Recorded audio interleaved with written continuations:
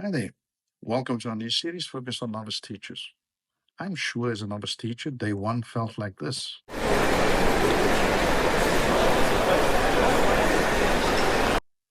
But it should have felt like this.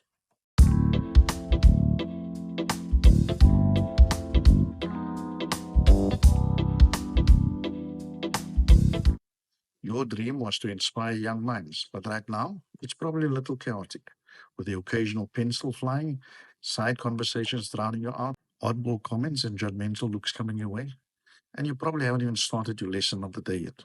I'm here to ask you to breathe. By the end of this video, we'll have 3 tools to transform the chaos into calm. I know that you are eager to dive into your amazing lessons, but here's the hard truth. Without management, nothing else works. When students don't know how to learn, they can't learn.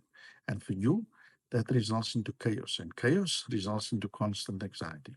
But there are ways to fix this. A young teacher in the first few months of teaching said, I often cried. I thought I'd failed as a teacher. It turns out I just had not learned to manage it. so what are these pillars that can hold up a peaceful classroom? I suggest there are 3 fundamental ones. And if you nail these, everything changes. The first of these foundational pillars is called routines and procedures.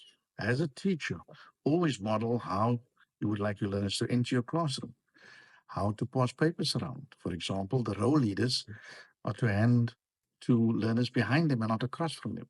Remember, show, practice, and refine.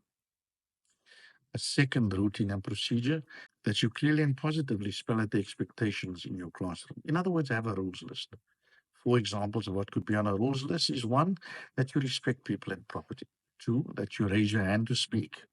3, that you follow instructions or directions quickly. And 4, that you always try your best. You could also consider having a graphic in your class that shows no behavior in its comparison to yes behavior. So, for example, for no running, the yes behavior is walk safely. For no talking, the yes behavior is silent during directions. Remember to say what you want, not what you don't want. Instead of no shouting, try using let's use our indoor voices. Co-create these rules from day one with your learners and ask them what helps us learn. The third element to remember under rules and routines is that it has to be consistent. Consistency is king. If you enforce a rule on a Monday but ignore it on a Tuesday, they'll test you forever. Be a broken record, but focus on the consistent application of the rules that you set out to manage your classroom. The second foundational pillar is to have proactive strategies. Have a seating plan in your particular classroom. Chatty friends, split them up. Distracted student, put them at the front close to your desk. Always remember to assign seats early and then move them weekly until you crack the code around the dynamics between your learners and what works for you in terms of a seating plan. Practice something called with itness. What this means is that as a teacher, you're always scanning the room while you are teaching, trying to catch students off task, shaking your head subtly, and you'll notice that students self-correct as you repeat this particular behavior pattern over time. Another strategy is focusing on nonverbal cues. As a teacher, hold up 2 fingers. Students will realize that you expect them to be quiet within 5 seconds. As a teacher, if there's a chatty group in your class, stand next to them. They will soon realize that they need to start whispering and that you're standing there for a reason.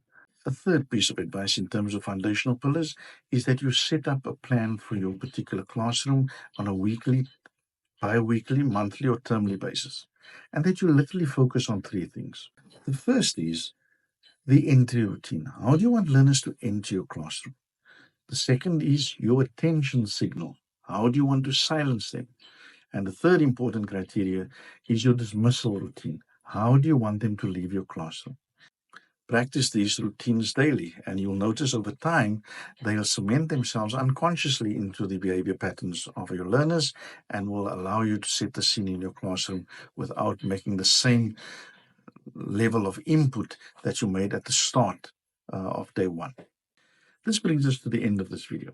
If you've enjoyed the inputs, please give it a like and do subscribe to the channel. Can I encourage you also to press the notification bell so that you are alerted when new videos are published in this series or in any future series.